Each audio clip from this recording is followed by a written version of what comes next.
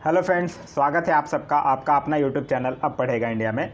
आज हम लोग इस वीडियो में देखेंगे जो हम लोगों ने बिहार दरोगा प्रारंभिक परीक्षा 2021 के लिए सुपरफास्ट रिवीजन सेट चला रखा है। उस सीरीज में आज आगे बढ़ते हुए हम लोग देखेंगे सेट नंबर 57। इस से पहले ऑलरेडी 56 सेट्स जो है वो ऑलरेडी अपलोडेड है। अगर आप नहीं देखें तो जाकर प्लेलिस्ट से देख सकते हैं।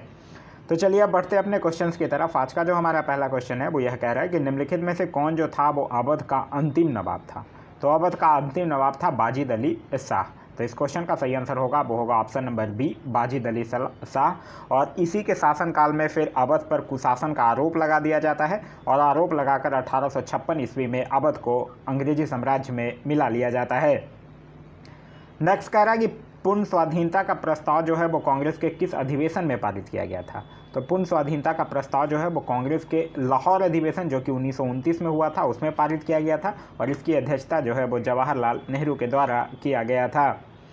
नेक्स्ट कह रहा है कि बंगाल विभाजन की घोषणा के बाद किसके नेतृत्व में मुसलमानों का एक शिष्टमंडल जो है वो वायसराय लॉर्ड मिंटो से मिला था। तो बंगाल विभाजन की घोषणा के बाद 1 अक्टूबर 1906 को मुसलमानों का एक शिष्टमंडल जो था वो आगा खां के नेतृत्व में वायसराय लॉर्ड मिंटो से शिमला में मिला था। तो इस क्वेश्चन का सही आंसर होगा वो होगा ऑप्शन नंबर सी, आगा खां। आगे कह रहा है हिंदुस्तान सोशलिस्ट रिपब्लिकन एसोसिएशन का गठन जो है वो किस वर्ष किया गया था। तो हिंदुस्तान सोशलिस्ट रिपब्लिकन एसोसिएशन का गठन जो है वो 1928 में दिल्ली के फिरोज शाह कोटला मैदान में किया गया था। तो इस क्वेश्चन का जो सही आंसर होगा वो होगा ऑप्शन नंबर डी, 1928 में। आगे कह रहा है कि निम्नलिखित में से किस योजना को डिकी बर्ड प्लान के नाम से भी जाना जाता है। तो ये किसको जाना जाता है, माउंट बेटन योजना को जाना जाता है। तो इस क्वेश्चन का जो सही आंसर होगा वो होगा option number A, Mountbatten योजना। माउंट बेटन योजना का जो गठन है वो 3 जून 1947 को किया गया था और लॉर्ड माउंट बेटन जो था वो भारत का अंतिम गवर्नर जनरल था। नेक्स्ट कह रहा भारत में प्रकाशित समाचार पत्र बम्बई दर्पण के संस्थापक कौन थे। तो बम्बई दर्पण समाचार पत्र के संस्थापक थे बाल शास्त्री जाम्बेकर। तो इस क्वेश्चन का जो सही आंसर होगा वो होगा ऑप्शन नंबर सी, बाल शास्त्री जाम्बेकर। और यह जो बम्बई दर्पण है इस समाचार पत्र का प्रकाशन जो है वो 1832 में बम्बई में मराठी भाषा में किया गया था। आगे कह रहा है कि प्रथम 3 आश्रम का उल्लेख जो है वो किस उपनिषद में है। तो प्रथम 3 जो आश्रम होते हैं मतलब बाल आश्रम, गृहस्थ आश्रम और वानप्रस्थ आश्रम, इन तीनों का जो उल्लेख है वो छांदोग्योपनिषद से प्राप्त होता है और जबकि चारों आश्रम का उल्लेख जो है वो ज्वालोपनिषद से प्राप्त होता है। तो इस क्वेश्चन का जो सही आंसर होगा वो होगा ऑप्शन नंबर ए। आगे कह रहा है कि निम्नलिखित में से कौन सा भारत का सबसे बड़ा हड़प्पा कालीन स्थल है। तो सबसे बड़ा हड़प्पा कालीन स्थल है राखीगढ़ी। तो इस क्वेश्चन का जो सही आंसर होगा वो होगा ऑप्शन नंबर बी, राखीगढ़ी। यह जो है वो लगभग 500 हेक्टेयर में फैला हुआ है जो कि हरियाणा के हिसार जिले में स्थित है। नेक्स्ट कह रहा है आर्यों के मूल निवास के संबंध में किस विद्वान का मत था कि इनका मूल निवास तिब्बत था। तो यह दयानंद सरस्वती का मत था। तो इस क्वेश्चन का जो सही आंसर होगा वो होगा option number C, Dayanand Saraswati. Dayanand Saraswati के अनुसार ही आर्यों का मूल निवास जो था वो तिब्बत था। आगे कह रहा है कि किस धर्म का यह मत है कि मोक्ष इस जीवन में भी संभव है, इसे प्राप्त करने के लिए मृत्यु आवश्यक नहीं है। तो यह बौद्ध धर्म के अनुसार है। तो इस क्वेश्चन का जो सही आंसर है वो है ऑप्शन नंबर बी, बौद्ध धर्म। बौद्ध धर्म के अनुसार ही जीवित रहते हुए भी मोक्ष को प्राप्त किया जा सकता है। बौद्ध धर्म में ईश्वर और आत्मा को नहीं मान्यता थी, यह याद रखिएगा। आगे कह रहा है अशोक ने किस अभिलेख में स्वयं को सम्राट कहा है। तो यह किस अभिलेख में कहा है, भाब्रू अभिलेख में कहा है। तो इस क्वेश्चन का जो सही आंसर होगा वो होगा ऑप्शन नंबर सी, भाब्रू अभिलेख। एक चीज़ याद रखिएगा, अशोक के सर्वाधिक अभिलेख जो है वो प्राकृत भाषा में लिखे गए हैं। आगे कह रहा है कि दशावतार मंदिर का निर्माण जो है वो किस काल में हुआ था। तो यह जो है वो गुप्त काल में हुआ था जो कि झांसी में स्थित है, देवगढ़ झांसी में स्थित है। तो इस क्वेश्चन का सही आंसर होगा वो होगा ऑप्शन नंबर ए, गुप्त काल। नेक्स्ट कह रहा है प्रसिद्ध शासक अमोध वर्ष द्वारा कविराज मार्ग की रचना किस भाषा में किया गया था। तो कविराज मार्ग की जो नामक पुस्तक है इसकी रचना जो है वो अमोघ घोष के द्वारा कन्नड़ भाषा में किया गया था। तो इस क्वेश्चन का जो सही आंसर होगा वो होगा ऑप्शन नंबर डी, कन्नड़ भाषा में। नेक्स्ट कह रहा है दिल्ली सल्तनत के किस शासक ने शुद्ध अरबी सिक्के चलाए थे। तो शुद्ध अरबी सिक्के कौन चलाया था, इल्तुतमिश के द्वारा चलाया गया था। तो इस क्वेश्चन का सही आंसर होगा ऑप्शन नंबर डी, इनमें से कोई नहीं। इल्तुतमिश ही जो था वो शुद्ध अरबी सिक्के चलाया था। इसने चांदी का टंका और तांबे का जितल नामक सिक्के का आरंभ किया था। नेक्स्ट कह रहा है निम्नलिखित में से किसने महाद्वीपीय विस्थापन का सिद्धांत दिया था। तो महाद्वीपीय विस्थापन का सिद्धांत जो है वो अल्फ्रेड वेगनर के द्वारा दिया गया था 1912 में। तो इस क्वेश्चन का जो सही आंसर होगा वो होगा option number B, Alfred Wegener. यह सिद्धांत जो है वो 1912 में प्रस्तुत किया था। नेक्स्ट कह रहा है कि नागार्जुन सागर परियोजना जो है वो किस नदी पर स्थित है। तो नागार्जुन सागर परियोजना जो है वो आंध्र प्रदेश में कृष्णा नदी पर स्थित है। तो इस क्वेश्चन का सही आंसर होगा वो होगा ऑप्शन नंबर सी, कृष्णा नदी पर। नेक्स्ट कह रहा है बांग्लादेश के साथ कितने भारतीय राज्य जो हैं वो सीमा साझा करते हैं। तो देखिए भारत जो है वो भारत के 5 राज्य जो हैं वो बांग्लादेश के साथ सीमा साझा करते हैं। वो है मिजोरम, असम, पश्चिम बंगाल, मेघालय और त्रिपुरा। तो इस क्वेश्चन का जो सही आंसर होगा वो होगा ऑप्शन नंबर सी, 5। नेक्स्ट कह रहा है जोहार घाटी किस भारतीय राज्य में स्थित है। तो जोहार घाटी जो है वो उत्तराखंड राज्य में स्थित है और इस घाटी को मिलान घाटी तथा गौरी गंगा घाटी के नाम से भी जाना जाता है। तो इस क्वेश्चन का सही आंसर होगा वो होगा option number B, Uttarakhand. Next कह रहा है निम्नलिखित में से किस प्रकार की नदियों में जल ग्रहण की क्षमता जो है वो कम होती है। तो जल ग्रहण की क्षमता जो है वो प्रायद्वीपीय नदियों में कम होती है, क्योंकि ये नदियाँ जो है वो सापेक्षता कम लंबी होती हैं, जबकि हिमालय नदियाँ जो होती हैं उनकी जल ग्रहण की क्षमता जो है वो अधिक होती है। तो इस क्वेश्चन का सही आंसर होगा वो होगा ऑप्शन नंबर बी, प्रायद्वीपीय नदियाँ। नेक्स्ट कह रहा है भारत में किस प्रकार के मृदा का सर्वाधिक प्रयोग जो है वो ईंट निर्माण में किया जाता है। तो ईंट निर्माण में सबसे ज़्यादा प्रयोग की जाने वाली जो मिट्टी है वो है लेटेराइट मिट्टी। तो इस क्वेश्चन का जो सही आंसर होगा वो होगा ऑप्शन नंबर सी, लेटेराइट मिट्टी। भारत में जो ICAR है इसके रिपोर्ट के अनुसार लगभग जो 40% जो है ईंटों के निर्माण में लगभग लेटेराइट मिट्टी का प्रयोग जो है वो किया जाता है। नेक्स्ट कह रहा है ग्रेट हिमालयन नेशनल पार्क जो है वो किस राज्य में स्थित है। तो ग्रेट हिमालयन नेशनल पार्क जो है वो हिमाचल प्रदेश के कुल्लू क्षेत्र में स्थित है। तो इस क्वेश्चन का जो सही आंसर होगा वो होगा ऑप्शन नंबर सी, हिमाचल प्रदेश। वहीं ग्रेट हिमालयन नेशनल पार्क से याद रखिएगा इसको 2014 में वर्ल्ड हेरिटेज साइट की सूची में शामिल किया गया था। नेक्स्ट कह रहा है निम्नलिखित में से कौन जो है वो खरीफ फसल का उदाहरण नहीं है, यह आपसे पूछ रहा है। देखिए तो यहाँ क्या है, सरसों जो है वो खरीफ फसल का उदाहरण नहीं है, क्योंकि सरसों, गेहूं, चना, जौ ये सब जो है वो रबी फसल है। खरीफ फसल की अगर बात करते हैं तो चावल, कपास, बाजरा, मक्का, ज्वार, अरहर ये सब जो है वो खरीफ फसल के उदाहरण हैं। नेक्स्ट कह रहा है रेड सिंधी निम्नलिखित में से किसकी नस्ल है। तो रेड सिंधी जो है वो गाय की नस्ल है। तो इस क्वेश्चन का जो सही आंसर होगा वो होगा ऑप्शन नंबर ए, गाय की नस्ल है। गाय से एक नस्ल हमेशा एग्जाम में पूछा जाता है, साहीवाल। याद रखिएगा, साहीवाल, और एक पूछा जाता है गिर। ये साहीवाल और गिर भी जो है वो गाय की प्रमुख देसी नस्लें हैं। नेक्स्ट कह रहा है कि देश में प्राकृतिक गैसों का सर्वाधिक भंडार कहाँ है। तो यह है मुंबई हाई में। तो इस क्वेश्चन का जो सही आंसर होगा वो होगा option number C, Mumbai High में। नेक्स्ट कह रहा है कोल इंडिया लिमिटेड की स्थापना किस वर्ष की गई थी। तो कोल इंडिया लिमिटेड की स्थापना जो है वो 1975 में किया गया था और इसका मुख्यालय जो है वो नई दिल्ली है और फिर 2011 में इसको महारत्न कंपनी का दर्जा दिया जाता है।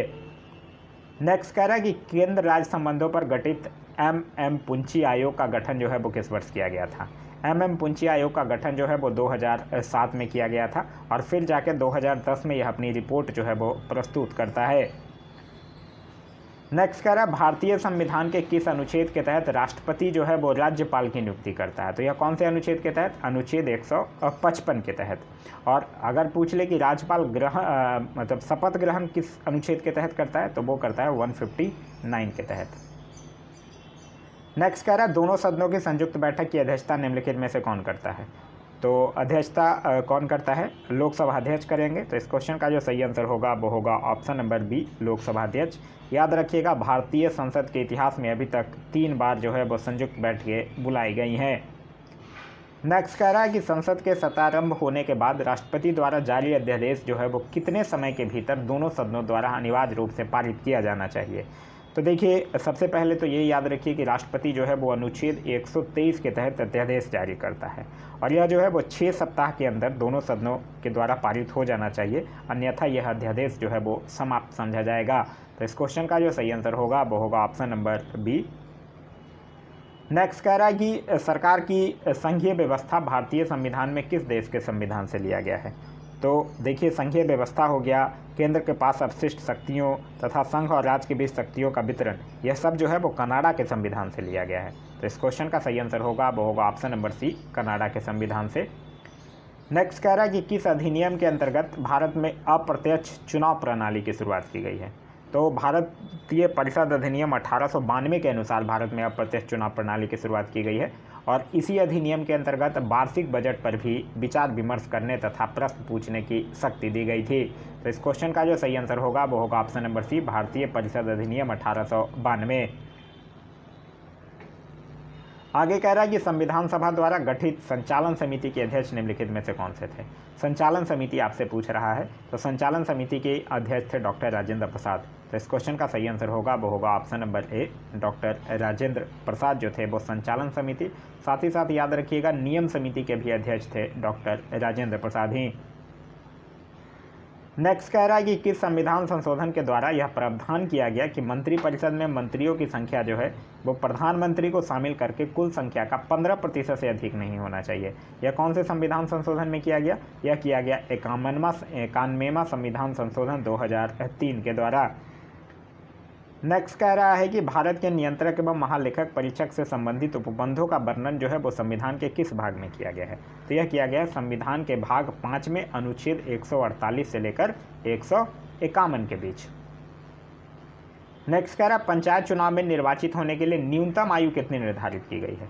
तो पंचायत चुनाव में निर्वाचित होने के लिए जो न्यूनतम आयु है वो 21 वर्ष निर्धारित किया गया है। तो इस क्वेश्चन का जो सही आंसर होगा वो होगा ऑप्शन नंबर बी, 21 वर्ष। और पंचायतों का कार्यकाल जो है वो 5 वर्षों का होता है, याद रखिएगा। देखिए, अभी रिसेंटली आप लोगों का एग्ज़ाम, अगर बिहार साहिब वाले बच्चों का एग्ज़ाम अगर दिसंबर में मान के चलिए कि प्रोजेक्टेड है, दिसंबर में हो जाना चाहिए आप लोगों का एग्ज़ाम, तो दिसंबर में हो जाएगा। तो ये मान के चलिए अभी रिसेंटली पंचायत चुनाव जो है वो बिहार में हो रहा है। तो पंचायत चुनाव एक हॉट टॉपिक है अभी। तो पंचायत राज को बड़े अच्छे से पढ़ के जाइएगा एग्जाम में, क्योंकि आप एक्सेप्ट कर सकते हैं कि अभी रिसेंटली पंचायत चुनाव हुआ है। तो 2 से 3 क्वेश्चन आपको पंचायती राज से देखने के लिए मिल सकता है। नेक्स्ट कह रहा है कि प्रथम राजभाषा आयोग का गठन जो है वो किस वर्ष किया गया था। तो प्रथम राजभाषा आयोग का गठन जो है वो कब किया गया था? 1955 में किया गया था। तो इस क्वेश्चन का जो सही आंसर होगा वो होगा ऑप्शन नंबर सी, 1955। याद रखिएगा कि संविधान के अनुच्छेद 343 के अंतर्गत राजभाषा का वर्णन किया गया है, जिसके अनुसार भाषा हिंदी तथा लिपि जो है वो देवनागरी होगी।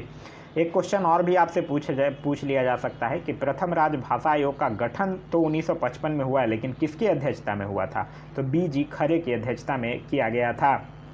नेक्स्ट कह रहा है कि समाचार पत्र निम्नलिखित में से किस सूची के अंतर्गत आते हैं। तो समाचार पत्र की अगर बात करते हैं तो यह समवर्ती सूची का विषय है। तो इस क्वेश्चन का जो सही आंसर होगा वो होगा ऑप्शन नंबर सी, समवर्ती सूची। और वर्तमान में समवर्ती सूची में विषयों की संख्या जो है वो 52 है।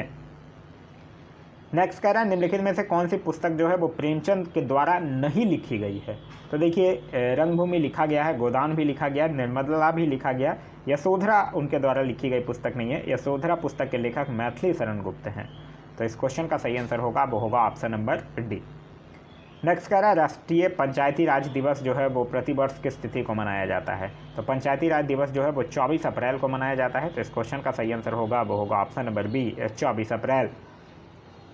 आगे कह रहा है अमजद अली खान का संबंध जो है वो किस वाद्य यंत्र से है।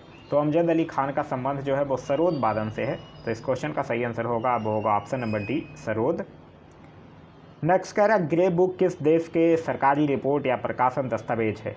तो ग्रे बुक की अगर हम लोग बात करते हैं तो ग्रे बुक बेल्जियम का भी है और जापान का भी है। तो इस क्वेश्चन का जो सही आंसर होगा वो होगा ऑप्शन नंबर डी, बी और सी दोनों का है।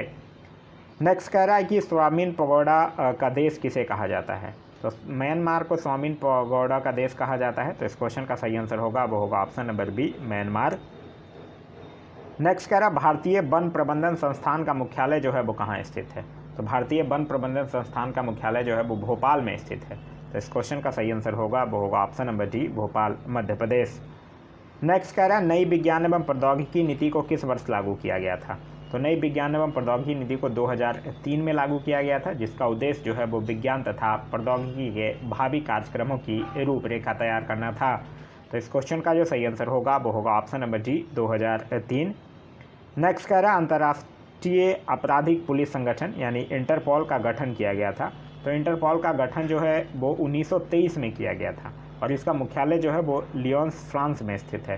तो इस क्वेश्चन का सही आंसर होगा वो होगा ऑप्शन नंबर ए 1923 में। नेक्स्ट कह रहा है कि 6 प्रमुख बैंकों का राष्ट्रीयकरण जो है वो किस पंचवर्षीय योजना के दौरान किया गया था।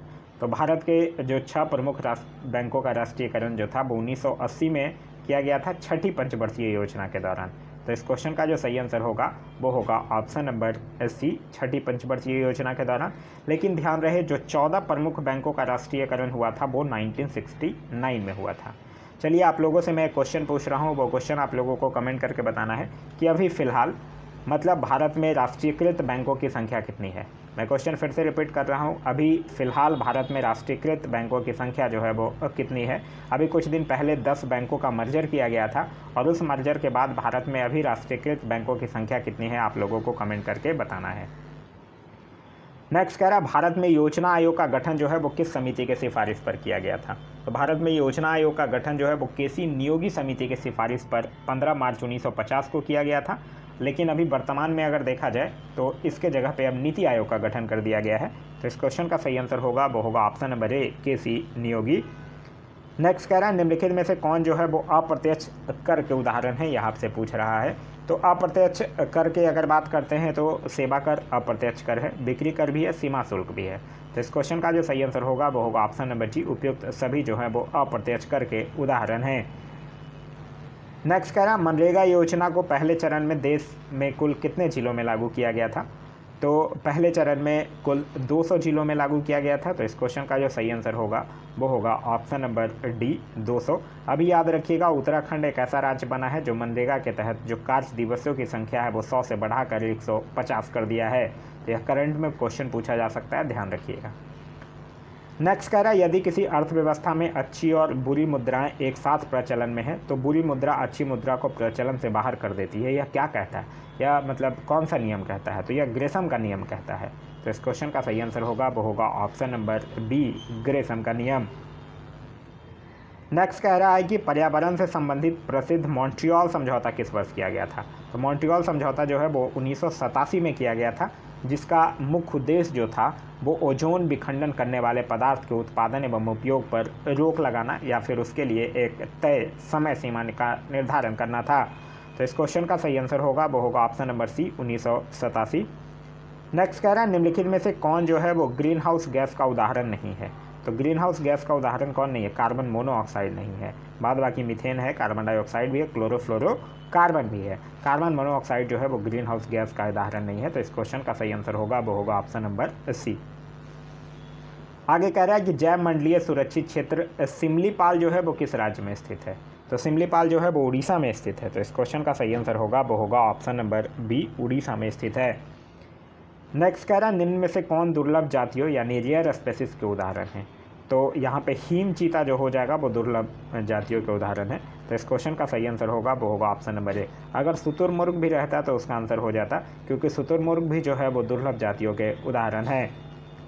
नेक्स्ट कह रहा है राष्ट्रीय सुदूर संवेदन एजेंसी का मुख्यालय कहाँ है। तो राष्ट्रीय सुदूर संवेदन एजेंसी का मुख्यालय जो है वो हैदराबाद में स्थित है और इसकी स्थापना जो है वो 1974 में की गई थी। नेक्स्ट कह रहा है कोणीय संवेग की बीमा निम्नलिखित में से क्या है। तो इस क्वेश्चन का सही आंसर होगा वो होगा ऑप्शन नंबर ए और इसका एसआई मात्रक जो होता है वो kg मीटर स्क्वायर पर सेकंड होता है। नेक्स्ट कह रहा है निम्नलिखित में से कौन जो है वो एक सदिश राशि नहीं है, यह पूछ रहा है, मतलब आपसे पूछ रहा है कि यहाँ कौन अदिश राशि है। तो यहाँ पे अदिश राशि कौन है, विद्युत धारिता जो है वो एक अदिश राशि है, इसका जो एसआई मात्रक होता है वो फैराडे होता है। तो इस क्वेश्चन का सही आंसर होगा वो होगा ऑप्शन नंबर ए, विद्युत धारिता। आगे कह रहा है कि यदि पृथ्वी का वर्तमान घूर्णन गति बढ़ा दी जाए तो विषुवत रेखा पर गुरुत्वीय त्वरण का मान क्या होगा। तो विषुवत रेखा पर गुरुत्वीय त्वरण का मान घट जाएगा। तो इस क्वेश्चन का सही आंसर होगा वो होगा ऑप्शन नंबर ए, घट जाएगा। नेक्स्ट कह रहा है प्रकाश के एक माध्यम से दूसरे माध्यम में जाने पर निम्न में से क्या नहीं बदलता है। तो प्रकाश के एक माध्यम से दूसरे माध्यम में जाने पर उसका तरंग वेग और तरंग दैर्घ्य जो है वो बदल जाता है, लेकिन आवृत्ति जो है वो नहीं बदलती है। तो इस क्वेश्चन का सही आंसर होगा वो होगा ऑप्शन नंबर बी, आवृत्ति जो है वो नहीं बदलती है। नेक्स्ट कह रहा है डूबते हुए सूर्य का लाल दिखाई देना प्रकाश के किस परिघटना से संबंधित है। तो यह जो है वो प्रकाश के प्रकीर्णन के कारण होता है। तो इस क्वेश्चन का सही आंसर होगा वो होगा ऑप्शन नंबर सी, प्रकाश के प्रकीर्णन के कारण। देखिए, जब कोई श्वेत प्रकाश जो है वो किसी माध्यम से होकर गुजरती है तो माध्यम में उपस्थित धूल कण ये सब से टकराकर वो चारों तरफ बिखर जाती है, और इसी को हम लोग क्या कहते हैं, प्रकाश का प्रकीर्णन कहते हैं। कह रहा हीरा में कौन सा प्रसंस्करण पाया जाता है, तो यह इसका सही आंसर होगा वो होगा ऑप्शन नंबर ए। अगर ग्रेफाइट में पूछे तब आपका आंसर हो जाएगा ऑप्शन नंबर बी। नेक्स्ट कह रहा है निम्न में से किसका उपयोग जो है वो खाना बनाने वाले बर्तनों में ना चिपकने वाली परत चढ़ाने में किया जाता है, तो यह किया जाता है टेफ्लॉन का, तो जो कि एक थर्मोप्लास्टिक है। तो इस क्वेश्चन का सही आंसर होगा वो होगा ऑप्शन नंबर बी, टेफ्लॉन का।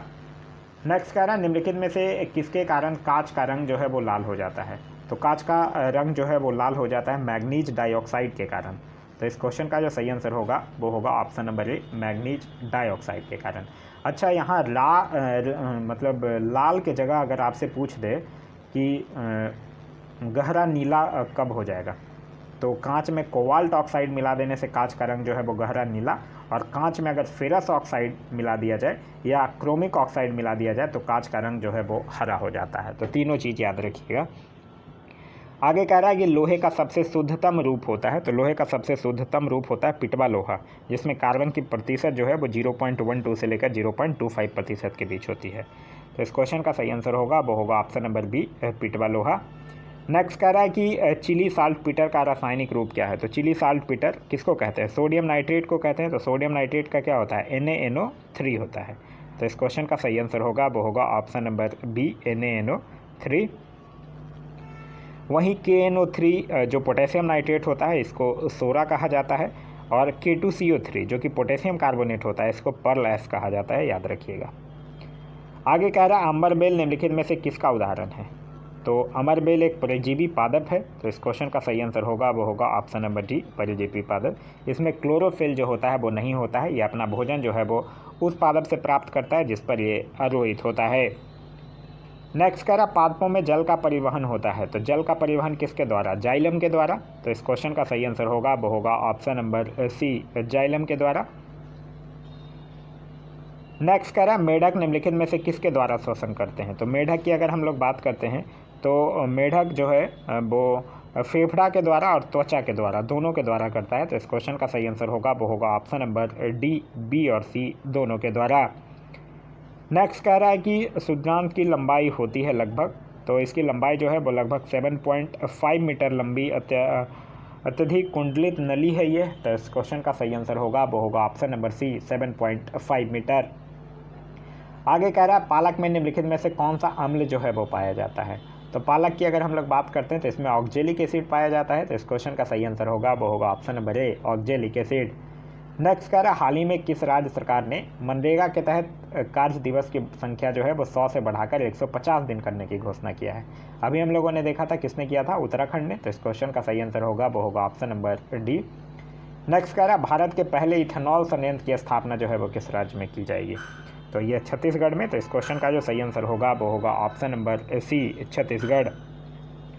नेक्स्ट कह रहा हाल ही में अमेरिका के नवनिर्वाचित राष्ट्रपति जो बाइडन का संबंध जो है वो किस राजनीतिक दल से है, तो जो बाइडन डेमोक्रेटिक पार्टी से हैं। तो इस क्वेश्चन का जो सही आंसर होगा वो होगा option number B, democratic party, जो कि जो बाइडन जो है वो 46वें राष्ट्रपति हैं। नेक्स्ट कह रहा हाल ही में भारतीय भूवैज्ञानिक सर्वेक्षण ने किस राज्य में वेनेडियम के भंडार की खोज किया है, तो वेनेडियम की भंडार की खोज जो है वो जियोलॉजिकल सर्वे ऑफ इंडिया के द्वारा अरुणाचल प्रदेश के तमांग और डेपो क्षेत्र में किया गया है। तो इस क्वेश्चन का जो सही आंसर होगा वो होगा option number D, Arunachal Pradesh.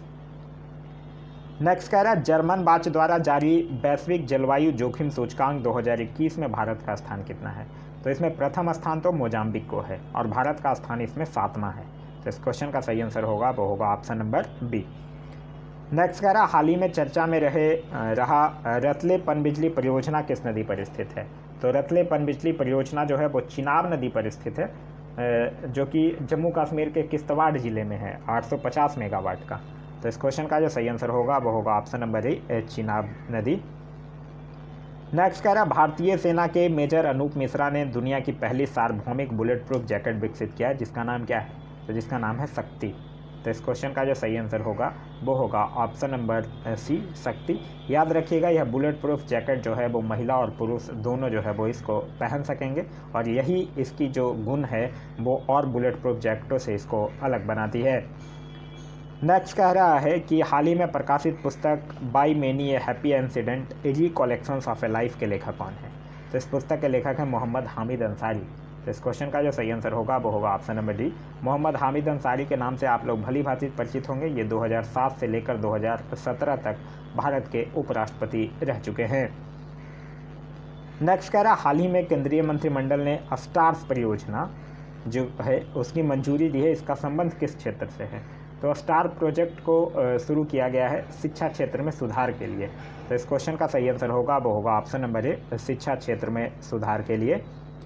Next कह रहा है, दिसंबर 2020 में किस व्यक्ति को ग्लोबल टीचर प्राइज 2020 से सम्मानित किया गया है? तो यह किनको किया गया है? यह किया गया है रणजीत सिंह डी साले को। यह महाराष्ट्र के सोलापुर जिले के हैं। तो इस क्वेश्चन का जो सही आंसर होगा वो होगा ऑप्शन नंबर डी, और यह पुरस्कार जीतने वाले वह प्रथम भारतीय हैं।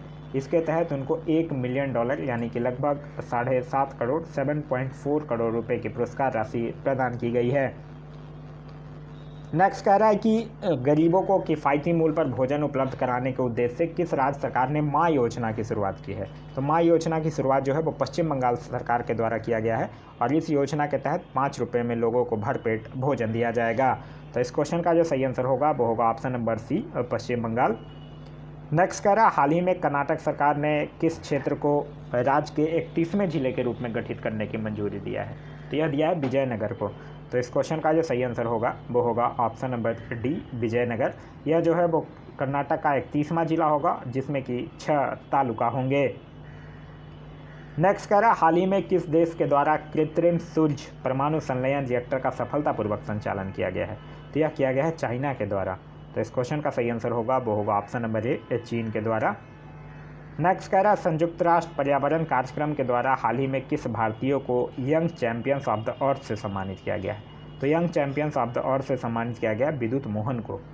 तो इस क्वेश्चन का जो सही आंसर होगा वो होगा ऑप्शन नंबर बी, विद्युत मोहन को किया गया है। नेक्स्ट कह रहा, हाल ही में अंतर्राष्ट्रीय क्रिकेट में सबसे तेज 22,000 रन बनाने वाले बल्लेबाज कौन बन गए हैं? तो उनका नाम है विराट कोहली। तो इस क्वेश्चन का सही आंसर होगा वो होगा option number C, Virat Kohli. Next कह रहा, हाल ही में किस व्यक्ति को लोकसभा के महासचिव के रूप में नियुक्त किया गया है? तो लोकसभा के महासचिव के रूप में नियुक्त किया गया है किनको? उत्पल कुमार सिंह को। तो इस क्वेश्चन का सही आंसर होगा वो होगा option number B, Utpal Kumar Singh को। और लोकसभा अध्यक्ष अगर पूछ दे तब उनका नाम है ओम बिरला। आगे कह रहा, हाल ही में तसोकर आर्द्रभूमि परिसर को अंतर्राष्ट्रीय महत्व के रामसार स्थल सूची में शामिल किया गया। यह किस राज्य या केंद्र शासित प्रदेश में स्थित है? तो यह जो है वो लद्दाख में स्थित है। तो इस क्वेश्चन का सही आंसर होगा वो होगा ऑप्शन नंबर बी, लद्दाख में स्थित है। नेक्स्ट कह रहा, विश्व एड्स दिवस 2020 का थीम क्या था? एड्स दिवस मनाया कब जाता है? एड्स दिवस मनाया जाता है 1 दिसंबर को, एड्स के बारे में लोगों को जागरूक करने के लिए। और जो 2020 में इसका थीम था वो था ending the HIV AIDS epidemic resilience and impact. तो इस क्वेश्चन का सही आंसर होगा वो होगा ऑप्शन नंबर ए। कह रहा है, वर्ष 2020 का मान बुकर पुरस्कार किसे प्रदान किया गया है? तो मैन बुकर पुरस्कार 2020 का जो है वो एक स्कॉटलैंड के लेखक हैं जिनका नाम है डगलस स्टुअर्ट। इनकी एक उपन्यास है सगी बेन, उसी उपन्यास के लिए इनको यह प्रतिष्ठित बुकर पुरस्कार प्रदान किया गया है। नेक्स्ट कह रहा, 13वां पुरुष एक दिवसीय क्रिकेट विश्व कप 2023 में किस देश में आयोजित किया जाएगा? तो देखिए 13वां है 2023 में भारत में होगा। अगर पूछ दे 14वां तब 2027 में दक्षिण अफ्रीका में होगा। तो इस क्वेश्चन का सही आंसर तो होगा ऑप्शन नंबर ए, भारत। कह रहा, हाल ही में किस राज्य सरकार ने अपने राज्य के लोगों को सरकारी नौकरी में 100% सीटों को आरक्षित कर दिया है? तो यह कर दिया है मध्य प्रदेश ने। तो इस क्वेश्चन का सही आंसर होगा वो होगा ऑप्शन नंबर सी, मध्य प्रदेश। नेक्स्ट कह रहा, अंतर्राष्ट्रीय मुद्रा कोष में शामिल होने वाला 109वां सदस्य कौन था? तो वो है अंडोरा। तो इस क्वेश्चन का जो सही आंसर होगा वो होगा option number D, Andorra. Next कह रहा है कि जैव विविधता संरक्षण पर ध्यान केंद्रित करने हेतु चौथा वन प्लैनेट सम्मेलन का आयोजन किस देश के द्वारा किया गया? तो चौथा वन प्लैनेट सम्मेलन का आयोजन जो है वो फ्रांस के द्वारा किया गया है। तो इस क्वेश्चन का जो सही आंसर होगा वो होगा ऑप्शन नंबर ए, फ्रांस। और इसका विषय था let's act together for nature. Let's act together for nature जो था वो इसका विषय था। आगे कह रहा है कि वर्तमान में क्षेत्रीय व्यापक आर्थिक साझेदारी में सदस्य देशों की संख्या कितनी है। तो इसमें सदस्य देशों की संख्या जो है वो है 15। तो इस क्वेश्चन का सही आंसर होगा वो होगा ऑप्शन नंबर सी।